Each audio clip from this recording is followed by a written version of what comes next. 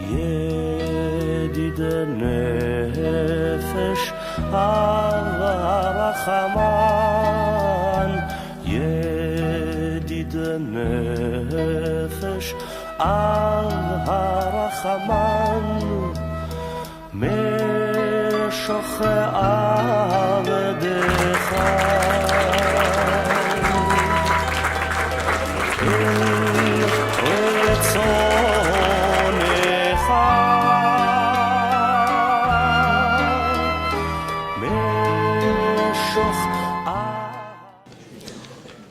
Mesdames, Messieurs, chers amis, bienvenue au CCLJ pour la 21e édition du Mensch de l'année. Ce soir, nous honorons Alberto Israel, un homme exceptionnel. Alors vous me direz que tous les Mensch sont exceptionnels, mais certains d'entre eux le sont un peu plus, et je pense que c'est le cas d'Alberto Israel. Exceptionnel de par ce qu'il a vécu durant la guerre, alors qu'il n'était qu'adolescent. Il a été déporté en juillet 1944 depuis Rhodes jusqu'à Birkenau. Ensuite, les différents camps où il a été utilisé comme esclave pour les travaux forcés, les marches de la mort, et enfin la libération au camp d'Epensee. Exceptionnel car non seulement il a survécu à cette tragédie, mais aussi, comme de nombreux rescapé des camps, il s'est tu, mais à un certain moment, il a décidé de parler et de témoigner. Et tout particulièrement auprès des jeunes, dans les écoles. Et je dois dire que son témoignage est exceptionnel dans la mesure où il porte. Il capte les jeunes qui l'écoutent. Et Alberto a compris que pour témoigner, il n'est pas là comme un historien, ni un moraliste, ni un journaliste, ni encore un acteur qui joue un rôle. Il est là comme témoin pour raconter ce qu'il a vu, ce qu'il a vécu. Et il le fait avec des mots simples, sans simplisme, parce que son témoignage touche à des notions éminemment complexes. Et surtout, son témoignage est sincère et vrai. Et je pense que c'est ce qui touche essentiellement les jeunes qui le sentent. Et enfin, Alberto Israel est exceptionnel par la chaleur humaine qu'il dégage. Et c'est une notion qu'on a tendance à négliger ou à mettre un petit peu de côté quand le comité Mensch se réunit. Évidemment, on regarde surtout ce que les candidats ont fait, on va dire leur œuvre, mais en tout cas les choses qu'ils ont accomplies. Et on met de côté, alors qu'elle est essentielle, c'est une notion tellement subjective, mais extrêmement importante, le fait d'être porteur d'humanité. Et Alberto Israel est véritablement porteur d'humanité. Je dois vous avouer que je ne le connaissais pas, ou pas bien, avant de constituer ce dossier pour Regard. J'ai eu l'occasion de le rencontrer à quelques reprises, et tout de suite j'ai été frappé, après quelques minutes, par sa gentillesse, par sa faconde évidemment, par sa profonde humanité qu'il communique merveilleusement. Alors c'est pas facile comme ça à expliquer, mais je pense que c'est quelque chose qui se ressent et qui se vit quand on est en sa compagnie. Alors, avant de céder la parole à Minia Goldstein, le président du Centre communautaire laïque juif, je voudrais remercier une personne qui nous a aidés pour constituer ce dossier et aussi pour faire en sorte que cette soirée soit un succès. C'est sa nièce Romy Soueri. Son aide fut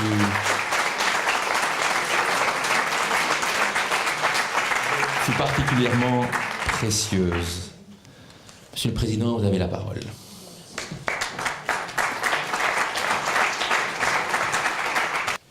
Cher Alberto Israel, chère famille, chers membres de la communauté israélite séfarade de Bruxelles, chers amis, au nom du conseil d'administration du CCLJ, je vous souhaite chaleureusement la bienvenue à cette cérémonie du Mensch 2019.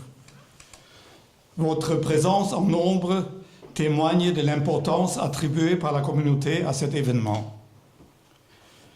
Comme chaque année depuis 1998, le CCLJ David Susskind et sa revue Regard tiennent à honorer une ou plusieurs personnes qui ont contribué au développement de notre communauté et qui, dans leur action, ont privilégié la dimension humaine.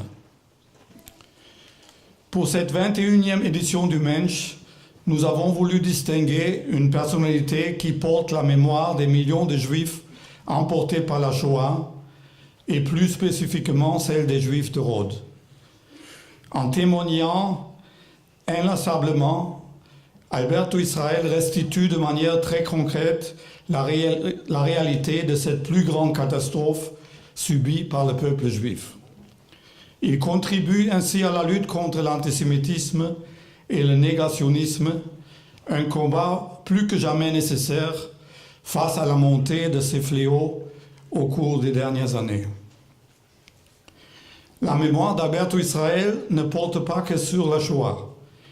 Il est aussi un des rares survivants à avoir connu la réalité de la vie juive de Rhodes avant la Shoah. Alberto y a passé une jeunesse insouciante, pleine de joie et de douceur, au sein de la communauté juive de Rhodes qui a vécu en bonne entente avec les autres communautés de l'île. Il a travaillé à la boulangerie de son père et passé sa bar mitzvah en 1942. Lors d'un voyage à Rhodes organisé par le CCLJ il y a quelques années déjà, nous avons pu nous rendre compte du passé riche de cette communauté, dont ne reste aujourd'hui beaucoup plus que la synagogue et le cimetière. Comme disait Alberto, Rhodes est morte à Auschwitz. Le destin d'Alberto et des Juifs de Rhodes a effectivement basculé tragiquement le 20 juillet 1944, lorsque les Allemands les ont déportés à Birkenau. Alors que les Alliés avaient déjà débarqué en Normandie, les nazis se sont acharnés à exterminer tous les Juifs d'Europe où qu'ils se trouvent, jusqu'aux confins des îles de la mer Égée. Arrivé au camp à 17 ans, passant en un moment de l'enfance dans le monde des adultes, Alberto Israel réussit à survivre à la barbarie nazie, contrairement à ses parents et ses deux frères aînés, Eli et Aaron. Depuis sa libération, Alberto parvient à se reconstruire et à mener une vie normale avec sa famille, d'abord au Congo et ensuite à Bruxelles.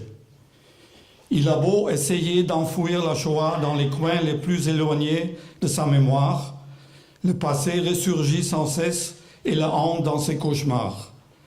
Même s'il a réussi à quitter Auschwitz, l'Auschwitz ne l'a jamais quitté. Pour préserver ses enfants de ce passé indicible, il a choisi pendant une très longue période de ne parler de ce qu'il a vécu pendant la guerre, sauf avec sa femme. Il est d'autant plus remarquable et digne d'admiration qu'Alberto Israel ait accepté en 1995 de retourner sur les lieux de son martyre et d'en parler à qui veut l'entendre. Depuis lors, il ne cesse de témoigner dans les écoles, les associations, les maisons communales, et ceci jusqu'à aujourd'hui, à plus de 90 ans. Il accompagne également des groupes et des délégations à Birkenau, comme celle organisée en avril dernier par la Fédération Wallonie-Bruxelles, en présence de nombreux dirigeants de notre communauté. Nous étions frappés par la manière très directe et concrète de son témoignage, qu'il livre avec dignité et simplicité.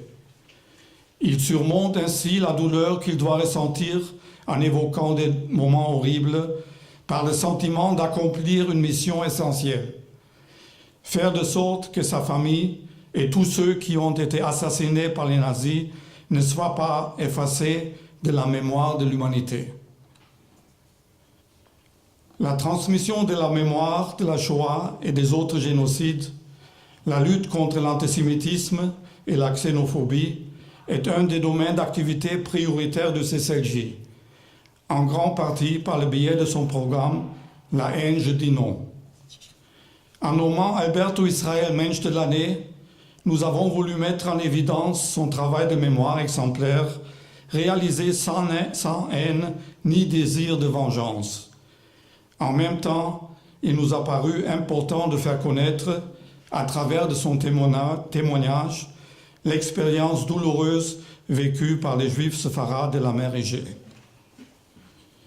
Alberto Israel, homme de l'année, hombre de l'Añada 2019, nous vous remercions pour votre engagement et votre humanisme qui donne tout son sens au terme de Mensch. Mazal Tov et longue vie.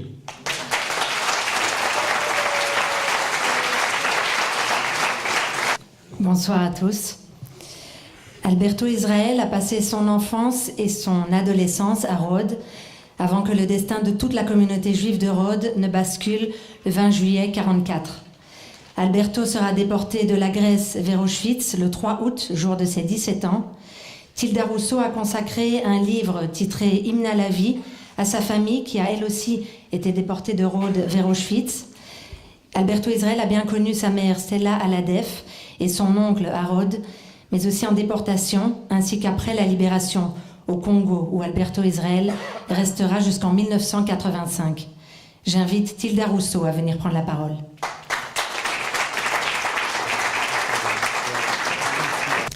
Bonsoir. Je remercie Nicolas Sommerstein et avec lui tout le CCLJ qui t'honore ce soir, très cher Alberto. Un merci de tout cœur aussi à Romy Sueri, ta nièce qui t'aime tant, pour toutes ces démarches au bout desquelles tu es reconnu Mensch de l'année 2019. Alberto, c'est ainsi que j'aime t'appeler, parce que ton visage se confond avec l'image ensoleillée de cette belle île de Rodi, l'Isola delle Rose, dans le Dodécanèse, qui fut italienne de 1912 à 1946. C'est un grand honneur et d'une grande émotion pour moi de parler d'Alberto Israel, un homme merveilleux, qui a gardé toute sa vie un sourire doux et une force indestructible. Sa vie, c'est le récit du courage, une histoire de survie d'abord, de reconstruction après, toutes les horreurs vécues ensuite. Comme toi, je suis séfarade. Alors j'ai cherché la définition exacte de Mensch en ladinant. Mais je ne l'ai pas trouvée. Alors tes mots me sont revenus en mémoire et ils sont ta définition de Mensch si juste à mes yeux. Je te cite. À Auschwitz, Ashkenaz ou séfarades n'ont jamais existé dans mon esprit. Nous étions tous des hommes, des juifs. Et je le dis, un Mensch veut dire pour moi un homme, un vrai. Alberto, tu fais la fierté de ta communauté, celle de Rodi, de ta famille, de tes amis, et par extension de toute cette communauté séfarade qui te chérit infiniment. Ce soir, en ton honneur, les bras de tous les chers disparus se tendent pour te remercier. Les voix de tous nos êtres chers se lèvent pour bénir ta mémoire vivante et saluer cette digne promesse que tu t'es faite en sortant vivant de l'enfer d'Auschwitz. Non vi dimenticherò mai, je vous oublierai jamais. Cela a été et c'est devenu ton combat quotidien. Tu témoignes inlassablement dans les écoles et surtout sur les lieux de ton martyre à Auschwitz. Je le sens, je le sais et surtout je l'ai vu de mes propres yeux, Alberto. Tu revis à chacune de ces occasions ces inexplicables et horribles souffrances. Et j'imagine combien elles te sont douloureuses. Mais malgré tout, parce que les jeunes doivent savoir qu'on envoyait dans les chambres à gaz des nouveau-nés, que de telles horreurs ne seront jamais rapportées dans les livres d'histoire. Tu continues, et tu continueras aussi longtemps qu'il te restera un filet de voix pour témoigner. Je n'oublierai jamais, cher Alberto, nos retrouvailles à Bruxelles. Un avion militaire avait été affrété pour la journée pour nous amener à Auschwitz. Il était 5h30 du matin, en plein hiver, 95-96. Il faisait froid et j'appréhendais cette première fois où j'allais me recueillir sur les cendres de ma famille que je n'aurais jamais connue. Le vol avait un peu de retard. Alors toi, tu allais et venais dans le couloir avec une étiquette sur ton manteau. Alberto Israel, survivant. Un visage familier, me suis-je dit. Je me suis levée et je t'ai arrêté dans ton va-et-vient pour te demander « Quel Alberto Israel êtes-vous » À quoi tu m'as répondu « Toi, qui es-tu » Je dis « Tilda, Tilda, fille de Stella ».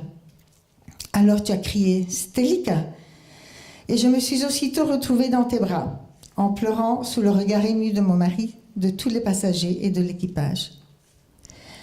À Auschwitz, tu as été notre guide et nous avons tous été profondément secoués par ton courage quand tu ressuscitais pour nous chaque horrible détail du quotidien dans les camps et nous faire entendre ce qu'il fallait de force pour survivre à tant d'abjections. Nous n'étions plus des hommes, mais des numéros. Tu disais, et malgré toutes ces souffrances, il n'y avait jamais de haine dans ta voix, jamais de soif, de vengeance. C'est aussi cela ta revanche et ta noblesse, celle de ne jamais avoir succombé à la haine de ceux qui te haïssaient. À un moment donné, tu as vu combien je souffrais silencieusement en écoutant ton témoignage. Alors tu as mis ton livre dans mes mains et tu m'as dit, quand tu le liras, tu verras, ce livre est aussi l'histoire de ta chère maman et de tous tes chers disparus. Tu as connu mon oncle Narcisse Al-Hadef, seul rescapé avec ma maman, depuis votre enfance à Rhodes ainsi que mes parents. Avec Narcisse, vous êtes restés ensemble depuis le début de la déportation. À Auschwitz, dans la mine de charbon, pendant la marche de la mort à Mauthausen et jusqu'à la libération à Ebensee. Et c'est encore ensemble que vous êtes arrivés en Italie à Bologne. Après, il y eut les retrouvailles en Afrique, au Congo, où tu m'as dit te rappeler du mariage de ma chère maman et mon cher papa, Jacques Rousseau. Ce n'est qu'après de longues années, après le témoignage que je n'attendais plus de ma chère maman, pendant les derniers mois de sa maladie, que j'ai décidé à mon tour de témoigner. Et c'est ce que nous faisons désormais, ma sœur Katie et moi, en Italie. Nous, filles des rescapés de la Shoah. Nous voulons à notre tour honorer, défendre et transmettre cette mémoire en quelque sorte. Nous avons mis nos pas dans les tiens, cher Alberto. Ce soir, je dis un immense merci au merveilleux homme que tu es. Merci à ce mensch que tu as été toute ta vie. Reste parmi nous longtemps encore.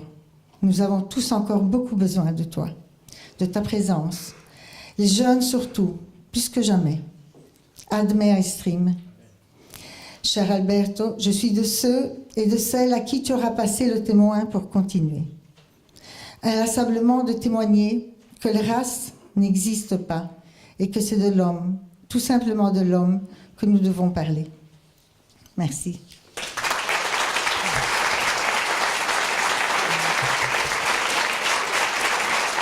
Cela a été rappelé précédemment, Alberto Israel témoigne beaucoup dans les écoles.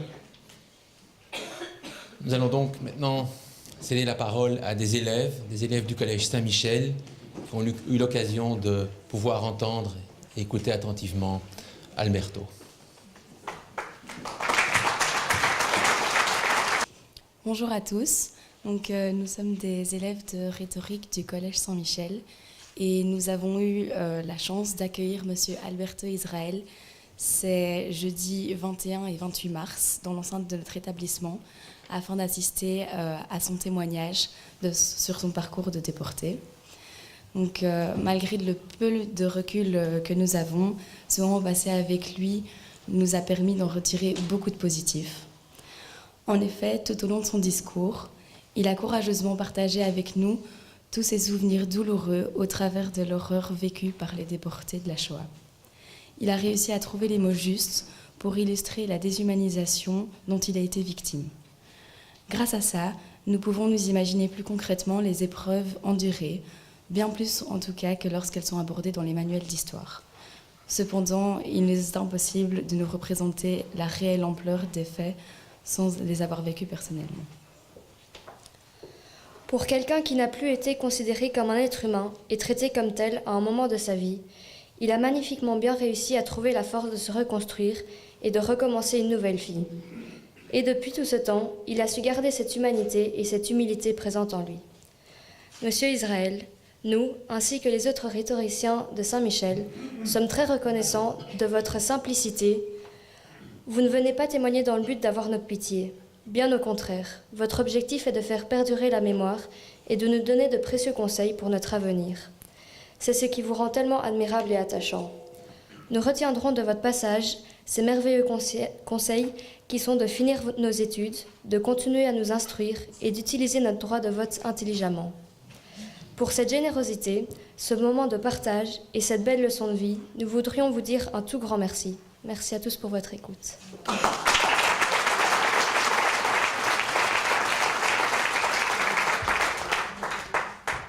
Bonsoir à toutes et à tous. Bonsoir, Monsieur Alberto Israël. Je suis vraiment honorée de pouvoir dire quelques mots ce soir lors de cette cérémonie si importante pour vous et pour nous. J'ai fait partie du projet Train des 1000 en 2015. Ce parcours éducatif qui réunissait 1000 jeunes Européens autour de la Shoah et de son devoir de mémoire. Je suis née et j'ai grandi en Amérique du Sud, en Bolivie, et je n'avais vu que des films documentaires ou des reportages sur l'Holocauste. C'était vraiment très improbable pour moi qu'un jour, je puisse voyager au camp d'Auschwitz-Birkenau avec une personne qui avait survécu ces horreurs. Pourtant, j'ai eu la chance d'être choisie avec d'autres élèves du collège Saint-Michel et j'ai pu réaliser ce voyage avec vous comme guide. Après 4 ans, des nombreux souvenirs du Train des 1000 sont encore intacts et dans ma mémoire. Tout d'abord, je me souviens de votre dynamisme et de votre énergie. Malgré votre âge, vous étiez infatigable. Nous arrivions à peine à vous suivre. Vous aviez ce désir d'être passeur de mémoire, de transmettre l'histoire à travers votre histoire aux nouvelles générations. Un moment très important pour moi a été la visite du bloc 11, appelé aussi le bloc de la mort. Un lieu terrible et sinistre, dans lequel se sont déroulées les pires atrocités dont l'homme a été capable. Je me rappelle que l'accès au 2e étage était interdit au public.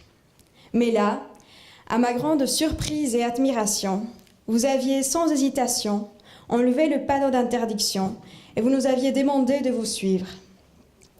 Ce geste fort était pour moi un appel pour continuer. Après plus de 70 ans, cette lutte contre l'antisémitisme, contre la haine, contre toute forme de doctrine extrémiste. Je ne vous remercierai jamais assez pour cette force que vous m'avez transmise. Soyez sûr, Monsieur Israël, que votre message est bien passé. Sachez que la flamme que vous avez allumée en moi et en chaque personne qui a entendu votre témoignage ne s'éteindra jamais. Muchas gracias, Señor Alberto Israel.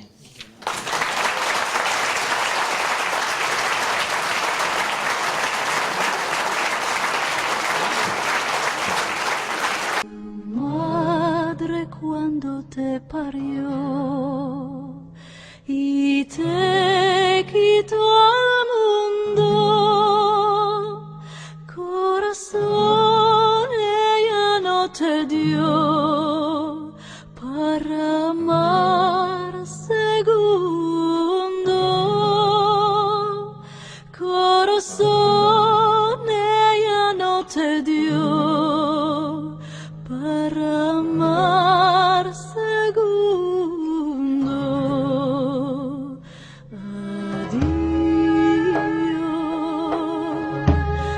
Adiós, querida,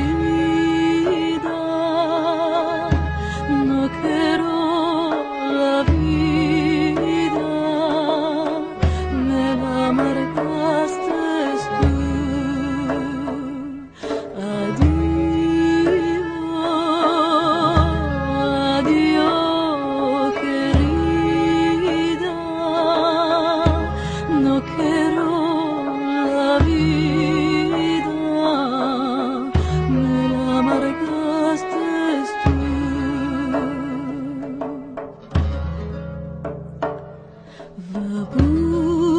muerte otro amor, ajarba otras puertas, espera otro ardor, que para mí sos muerta, espera otro ardor, que para mí sos muerta.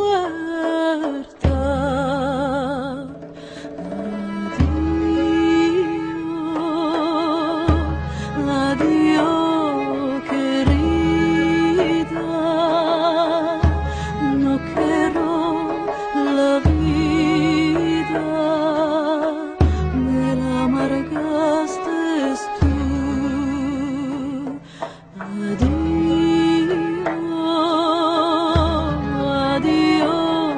querida, no quiero la vida, me la amargaste tú. ידיד נפש הרחמן, ידיד נפש הרחמן, משוך עבדך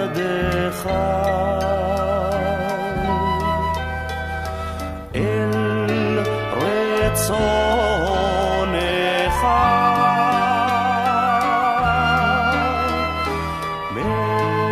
משוך עבדך, לה לה לה לה לה, אל רצונך.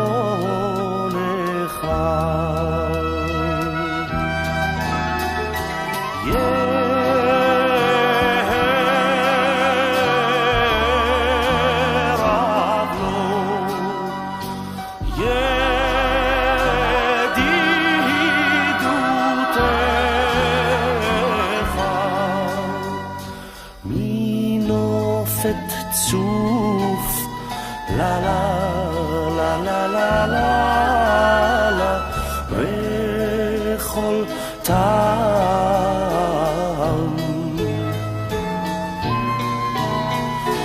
ירב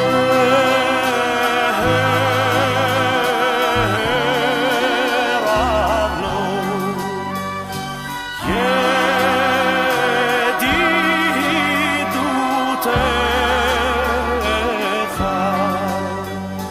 מנופת צוף, לה לה לה לה לה לה לה, וכל טעם.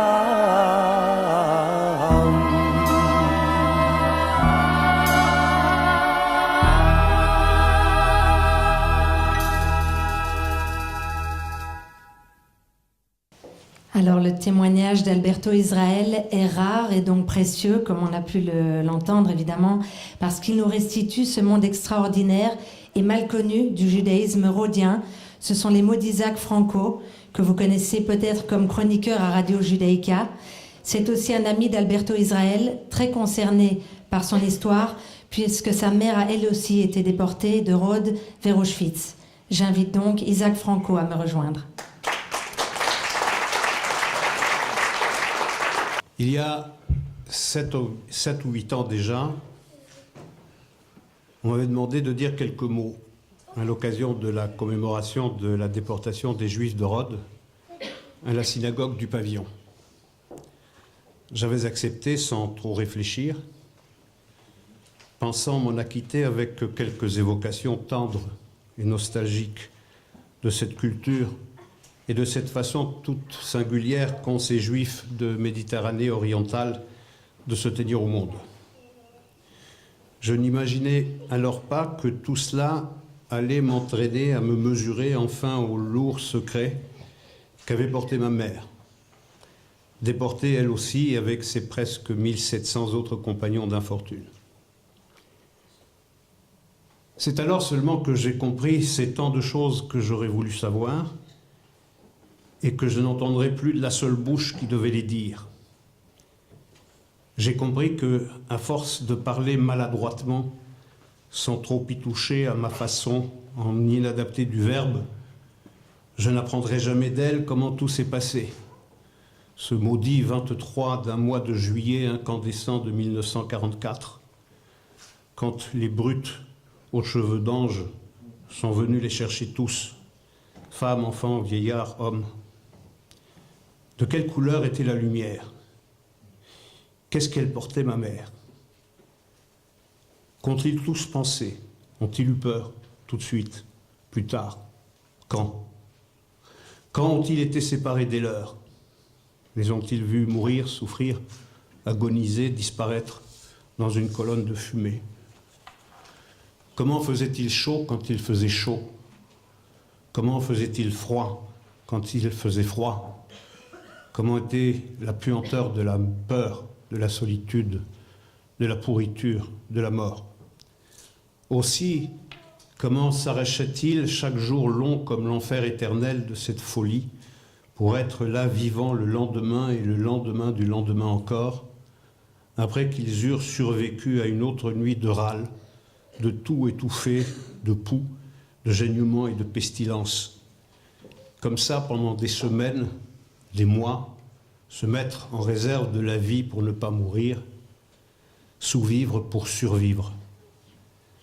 Comment ont-ils fait, enfin, après ce voyage de damnés, faire des enfants, avec ça pour toujours dans la tête, le nez, la bouche, les oreilles, le cœur, la mémoire, la chair, entre les jambes, dans le ventre? Comment ont-ils fait pour accoucher les choses de la vie, travailler, marcher, courir, rêver, parler, rire, pleurer, manger, et parfois s'abandonner toute méfiance oubliée à la douceur fugace d'un rayon de soleil? Je l'ignore, tant une seule petite chiquenaude peut aujourd'hui avoir raison des âmes les mieux trempées de nos contemporains. Mais eux, les rescapés, ils l'ont fait. Ils ont survécu et puis, petit à petit, ils ont réappris la vie. Et comme un pied de nez à leur bourreau, comme un bras d'honneur gigantesque à la haine, à aimer.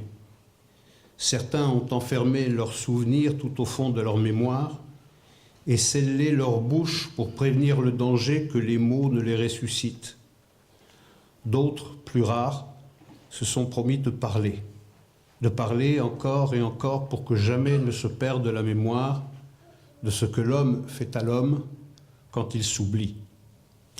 C'est la voie qu'a choisie Alberto Israel, celle du témoin, infatigable, qui, lui, au contraire de ceux qui parlent dans la langue du silence, réveille et convoque chaque matin les plus terrifiants de ses souvenirs pour les faire entendre haut et fort, crûment, à tous, à ceux qui savent un peu, à ceux qui croient savoir, à ceux qui ne savent rien, à ceux qui ne veulent rien savoir, et à ceux aussi qui osent encore dire que rien de tout ça n'a existé. Alors il parle comme si sa vie en dépendait, comme si se taire revenait à oublier ceux des siens assassinés, comme si sa voix avait le pouvoir de les exhumer, de ramener leurs cendres du ciel sur la terre et à la vie. Il le fait dans sa langue, qui est aussi la mienne, celle de Rhodes, celle qui a le pouvoir unique de restituer un monde extraordinaire, aujourd'hui irrémédiablement perdu, avec cet accent, ce tempo où se mêlent mélancolie et allégresse, ce timbre dans la voix, cette façon si savoureuse de rouler les airs, comme on roule doucement de la pâte d'amande sous le plat de la main, et l'œil mutin,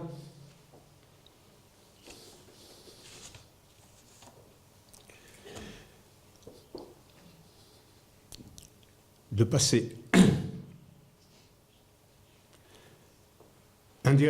indifféremment du grec à l'italien ou du français à ce vieil espagnol.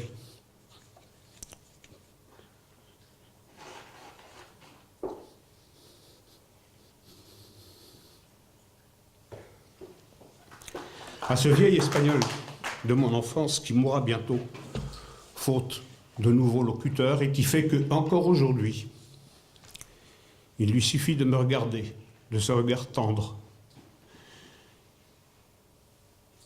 qui aura vu toutes les horreurs du monde,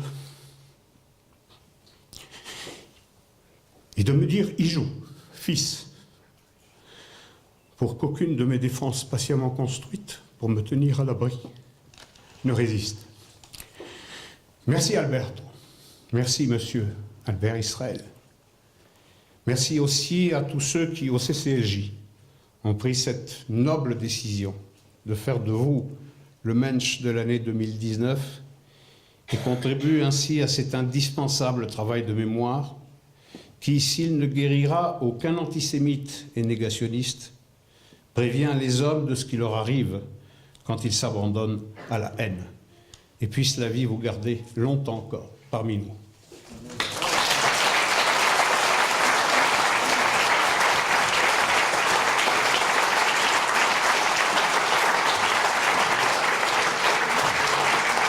Vous allez maintenant entendre un autre fils de déporté. Il n'est pas parmi nous, il est en Israël. C'est le dessinateur et caricaturiste Michel Kishka, dont le père Henri Kishka était également à Auschwitz-Birkenau. Mon cher Alberto, eh bien, je t'ai écrit un petit texte, je vais te le lire. Tu es à Bruxelles et là, je suis à Faro, dans le sud du Portugal. Et le 1er avril, je serai à Jérusalem quand tu seras à Bruxelles pour recevoir ton titre. Alors, tu sais, je t'ai connu sur le tard, lors d'un voyage à Auschwitz-Birkenau, en avril 2015, l'année des 70 ans de la libération du camp. J'ai eu la chance, car ce fut réellement une chance, de faire tout le parcours de Birkenau à tes côtés, écoutant tes mots et tes silences, écoutant l'incroyable récit de ta descente aux enfers, ainsi que de celle de ta famille. Tu étais tout dans la retenue, l'émotion, la dignité et la sincérité. Ce n'est qu'au bout du parcours, alors que nous marchions côte à côte, à l'écart, que nous avons réalisé que je connaissais tes enfants depuis 50 ans. Nous étions ensemble à la chômeur. C'est surprenant qu'au mouvement, alors que nous étions quasiment tous deuxième génération, nous n'évoquions, pour ainsi dire, jamais ce sujet.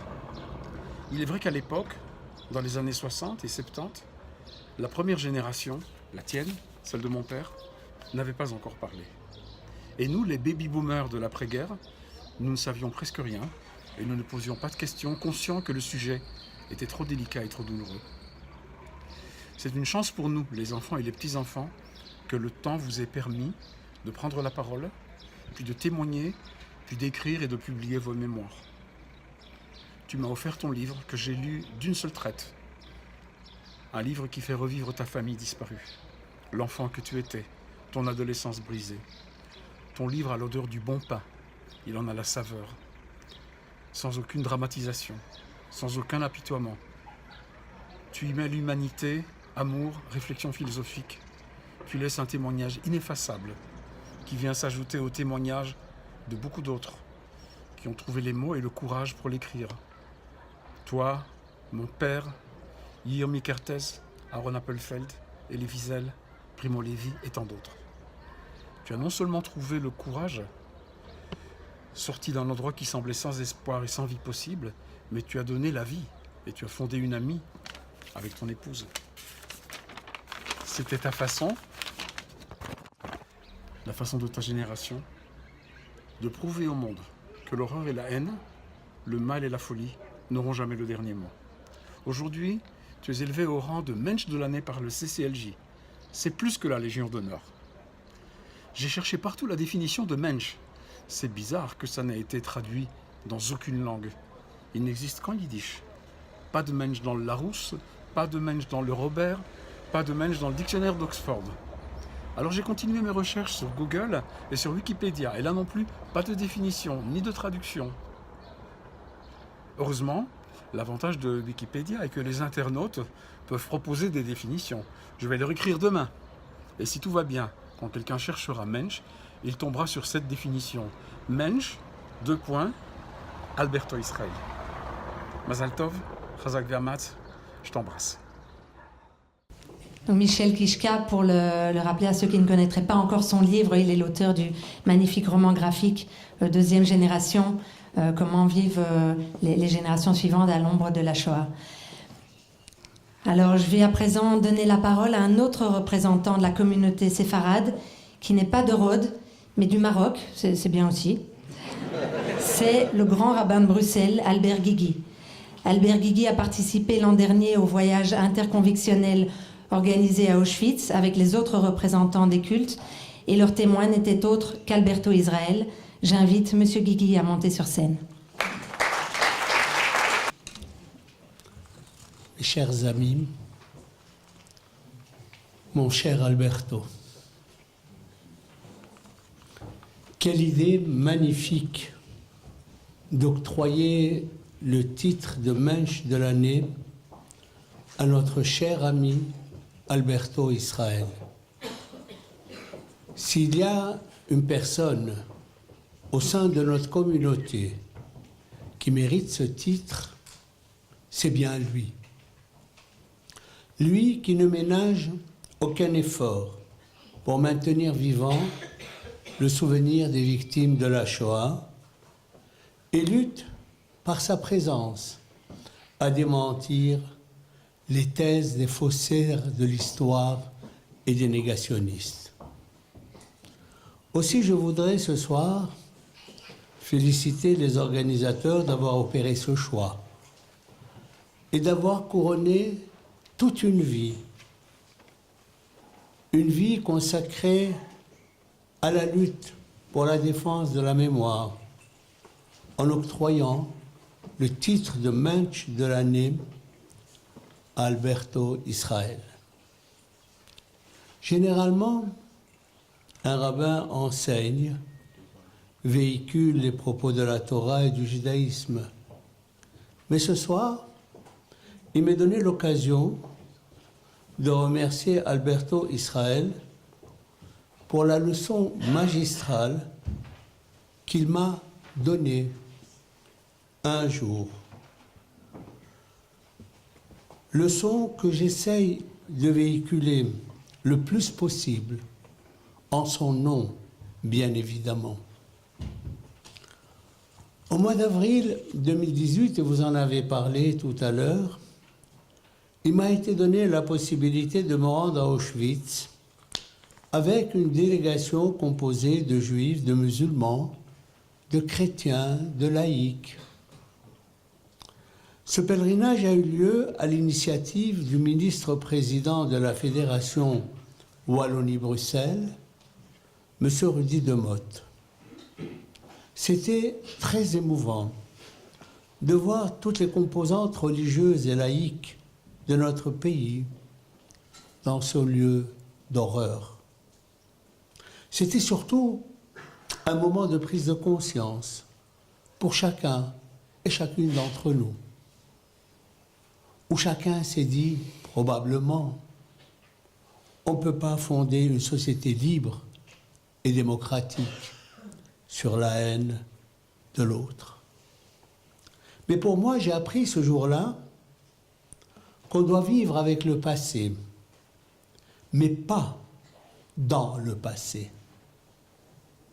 Et cela, je l'ai appris de notre ami Alberto Israël, qui nous a accompagnés dans notre pèlerinage pour témoigner et raconter ce qu'il avait enduré. Son témoignage était poignant.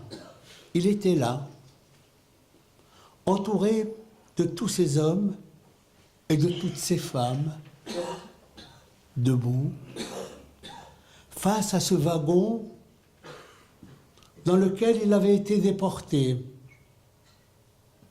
Il se tenait sur les rails du train, et nous racontait, les larmes aux yeux, comment lui et son père avaient été jetés comme un sac de pommes de terre le jour de leur arrivée à Auschwitz.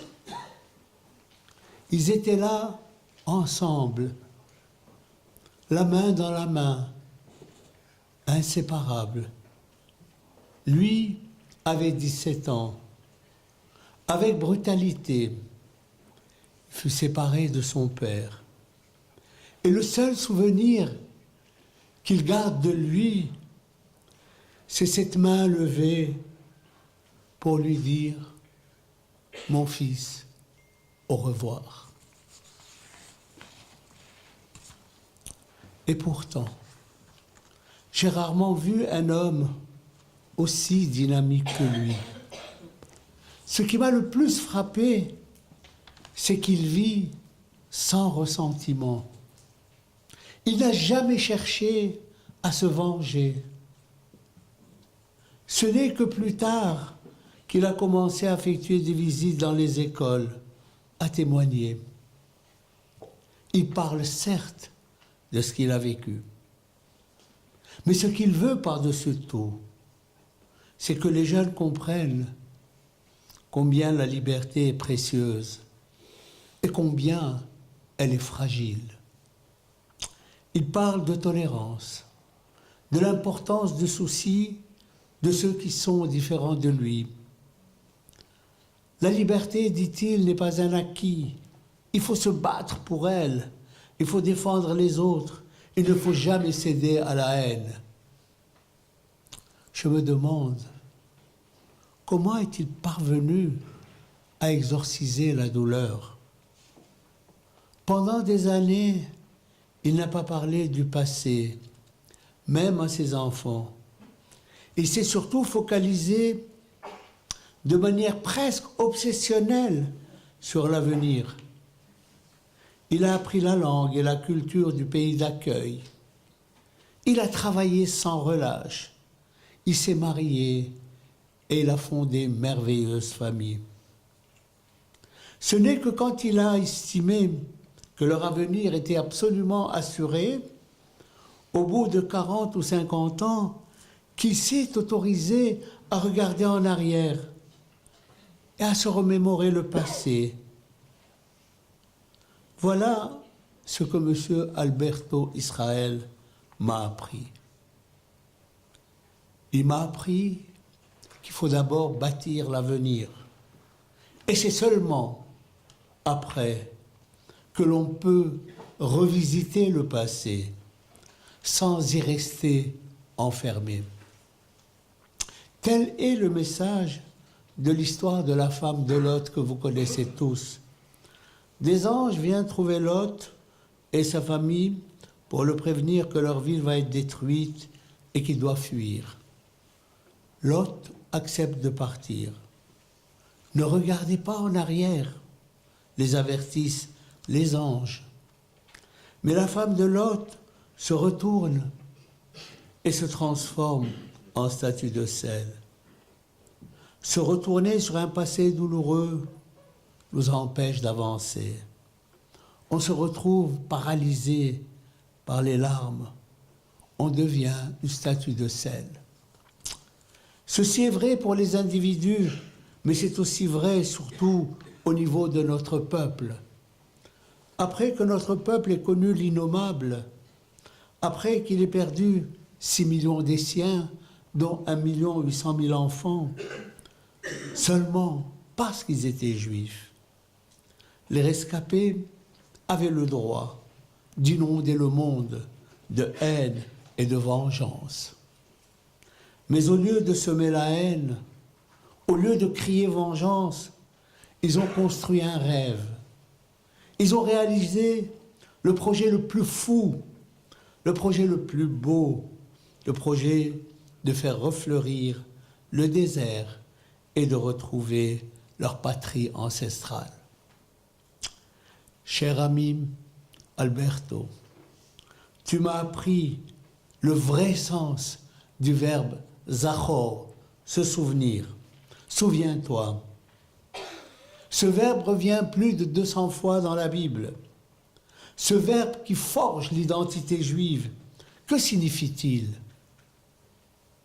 Ce verbe nous invite non pas à vivre dans le passé, mais à empêcher ce passé de se répéter.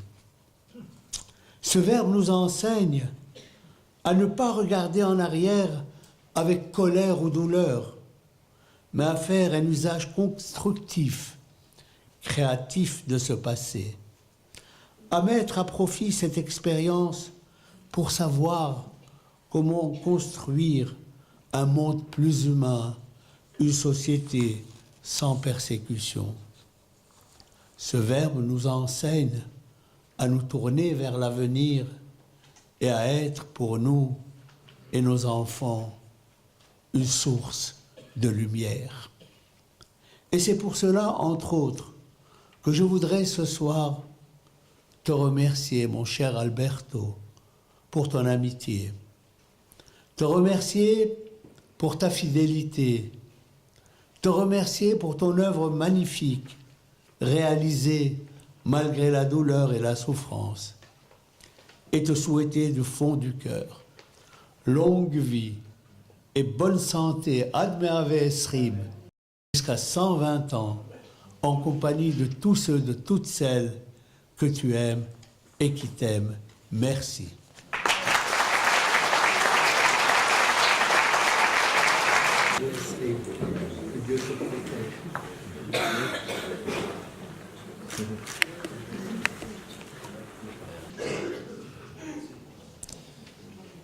Une cérémonie mensch sans musique n'est pas une cérémonie mensch. Je vais donc appeler un mensch et la chorale Koltov sur scène.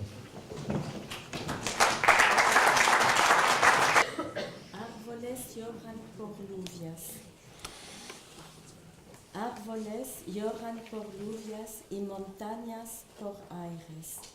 Así lloran los mis ojos por ti, querida amante. Torno y digo, ¿qué va a ser de mí? En tierras ajenas yo me voy a morir.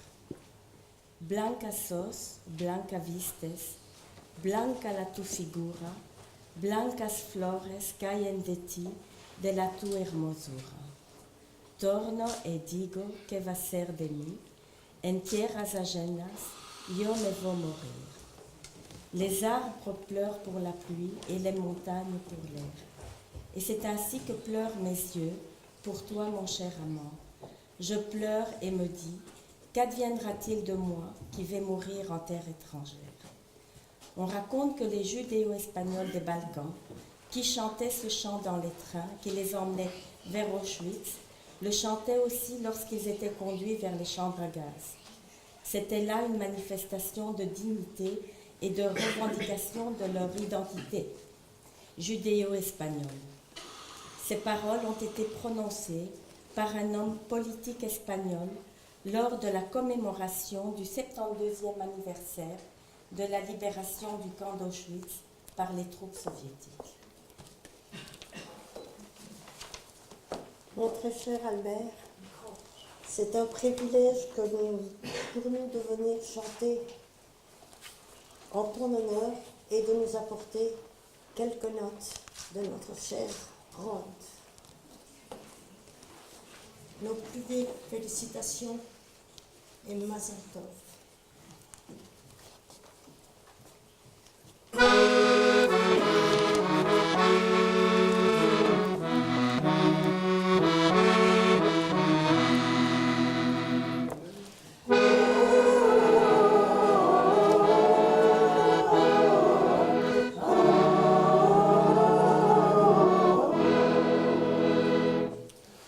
Árboles lloran por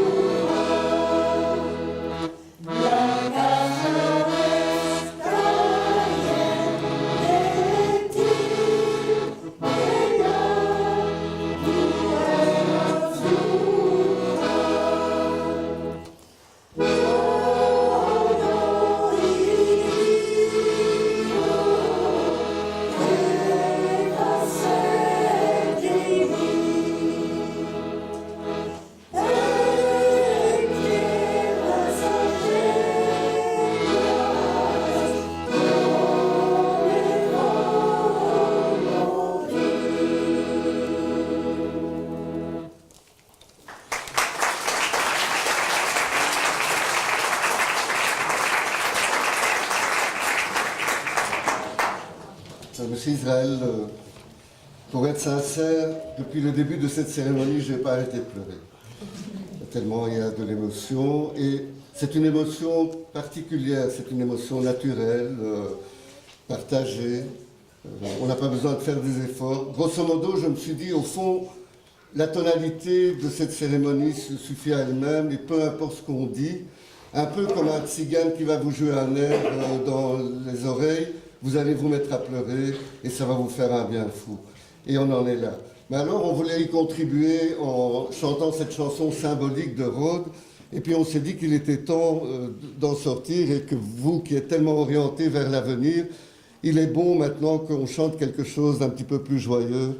Et donc, on va vous chanter Pacharo de Mozura, qui est une chanson plus dans une tonalité joyeuse. Voilà.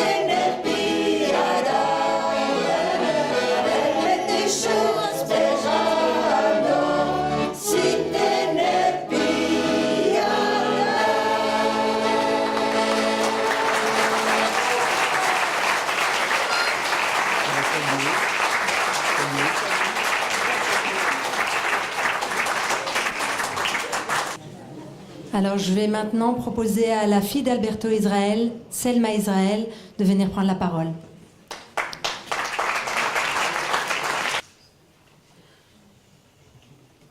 Je vous remercie tous, je remercie tous ceux qui sont venus ce soir pour honorer de leur présence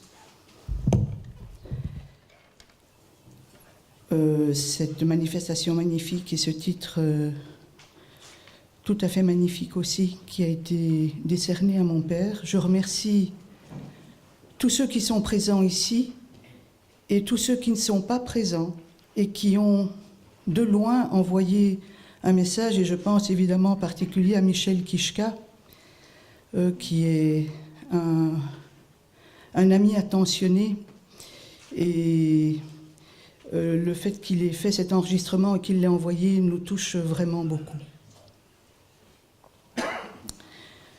Je parle également ici au nom de mon frère Aaron et de ma sœur Rachel.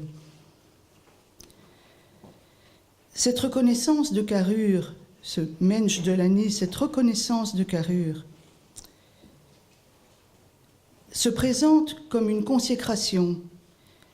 Elle se présente comme un aboutissement, alors qu'en fait, elle devrait plutôt être prise comme un point de départ tourné vers l'avenir, à l'image de tout ce qui a caractérisé en fait la vie de mon père. Il n'est pas anodin pour moi que cette cérémonie survienne maintenant, à la veille de Pessah,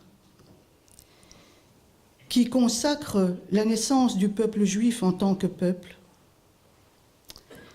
et la semaine de Parashat HaChodesh, qui projette dans l'avenir les idéaux du peuple juif. Dans la Haftara de cette semaine, dans Haftarat HaChodesh de cette semaine, il est dit que lorsque le peuple venait apporter son hommage quotidien au temple, il entrait par une porte. S'il entrait par une porte, il devait sortir par une autre porte. S'il rentrait par la porte du nord, il devait sortir par la porte du sud. S'il rentrait par la porte du sud, il devait sortir par la porte du nord. C'est-à-dire, on ne sortait pas par la porte par laquelle on était entré. Et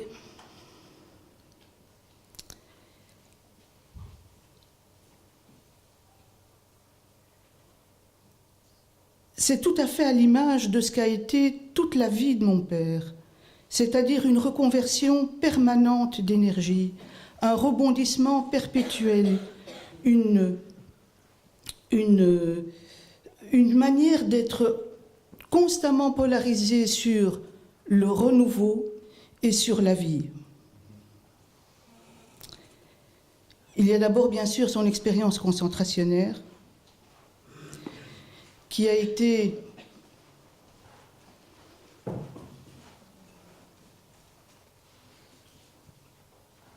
je ne peux pas dire reconverti, parce que ce n'est pas une reconversion, mais qui s'est exprimé par la suite dans sa vie chez quelqu'un qui était un bon vivant, bourré d'humour, pragmatique, tourné vers les autres, toujours,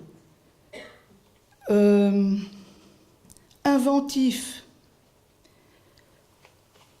Et comme l'avait très justement souligné ma sœur, avec une capacité absolument exceptionnelle à trouver des solutions aux situations les plus inextricables. Et ça, c'est vraiment une marque de fabrique. Donc une capacité à remétaboliser l'ensemble et en tout cas à l'exprimer d'une manière inscrite dans un tissu vivant et toujours tourné vers le nouveau. Il y a l'expérience du silence et de l'incommunicabilité qui a donné naissance plus tard à une parole portée inlassablement auprès des jeunes, portée inlassablement dans les écoles, à un témoignage, une vie vouée littéralement au témoignage et à la transmission de mémoire. En fait, toutes les expériences de la vie de mon père, heureuses et malheureuses, ont toujours été une occasion d'intégrer un enseignement et de marcher vers l'avenir et vers quelque chose de vivant.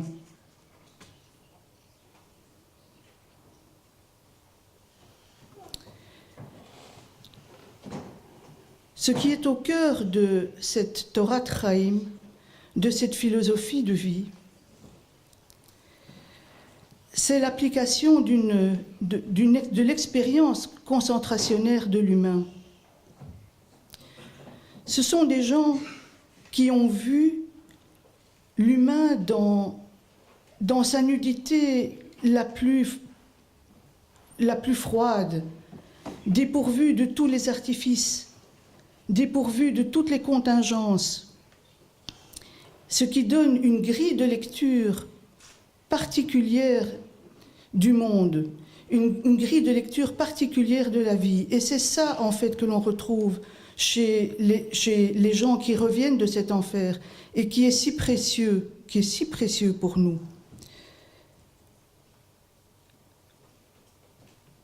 Mon père est quelqu'un d'une authenticité absolue dans ses rapports avec les autres. Il parle au roi, et il parle au roi, comme il parle au facteur, sans absolument changer rien du tout. Il est vraiment lui-même. Il ne s'embarrasse pas de contingences vestimentaires, il ne s'embarrasse absolument de rien. Il est identique à lui-même. Et cette authenticité, c'est l'expression de cette grille de lecture, comme je l'appelle. En tout cas, c'est la manière dont s'exprime, dont s'applique cet enseignement vu dans les camps. Et c'est un enseignement pour nous. Parce que quand on n'a pas vécu cette expérience-là, on a tendance à s'embarrasser malgré tout de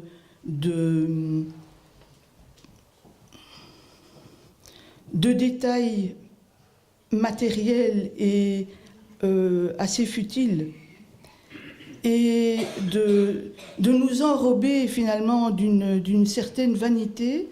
Et rencontrer des gens de cette trempe, quelque part, nous remet à notre place et nous amène à regarder aussi les autres d'une manière, de la manière qui est celle qui est attendue. Et donc, c'est au travers de ce qu'il est et au travers de ce qu'il dit que se fait cette transmission.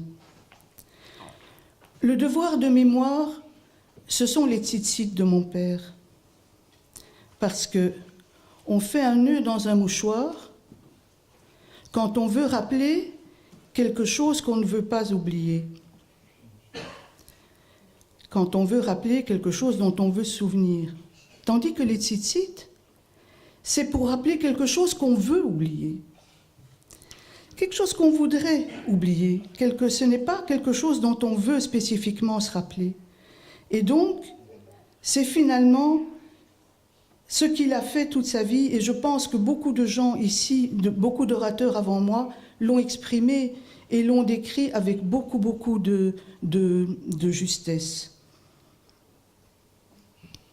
Et à ce titre, il me semblait aussi qu'il était important que chacun de nous soit présent et puisse témoigner, et puisse quelque part apporter une contribution à cette reconnaissance. Je voudrais remercier Nicolas Sommerstein pour cette manifestation qu'il a mise en place. Je n'avais pas eu l'occasion de le connaître avant cela, et je voudrais le remercier pour la qualité de son écoute, pour sa gentillesse, pour sa compétence, et remercier aussi le CCLJ pour cette nomination qui nous touche beaucoup. Je ne veux pas oublier ma cousine Romy Soueri, dont le dynamisme enthousiaste et l'efficacité sont connus désormais de tous ici. Papa, je sais que c'était un chemin difficile. Ce n'était pas un chemin difficile pour toi sur le plan matériel, parce que tu avais les capacités de le traverser sur le plan matériel. Mais ça a été un chemin douloureux et pénible. Et je suis heureuse de cette reconnaissance de stature qui t'est faite aujourd'hui. Je vous remercie.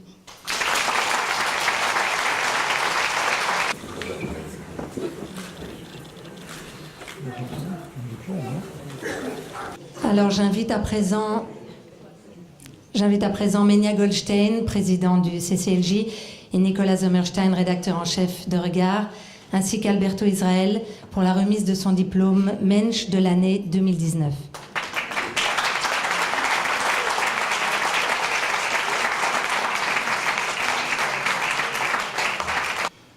Voilà, je vous fais lecture du contenu de ce diplôme. Le Centre communautaire laïque juif David Suskind et la revue Regard ont l'honneur d'attribuer à M. Alberto Israel le titre 2019 du Mensch de l'année. Un des derniers survivants d'Auschwitz-Birkenau qui témoigne sans relâche auprès des jeunes pour la transmission de la mémoire de la Shoah et maintient intact le souvenir de la vie juive de Rhodes. Avec toute notre reconnaissance, Bruxelles, en avril, je ne veux pas dire que c'est le 1er avril, c'est Bruxelles en avril 2019, Menja Goldstein, président, Joël Kotek, directeur de publication de Regard. Merci pour votre présence. Et félicitations.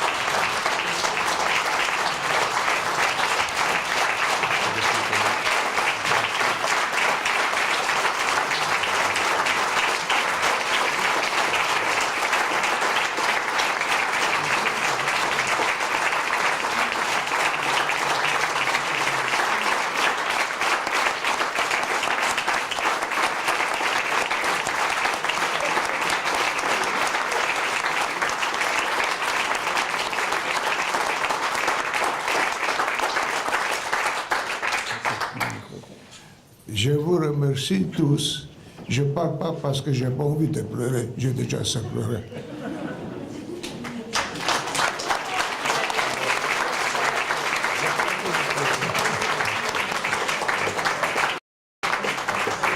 Merci beaucoup. Merci énormément. Voilà. La ceinture par là. Merci.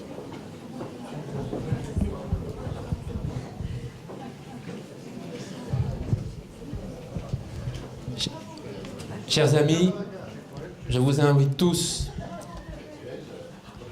à la réception et au verre de l'amitié. Et aussi de vous rendre avec Alberto au mur des Mensch.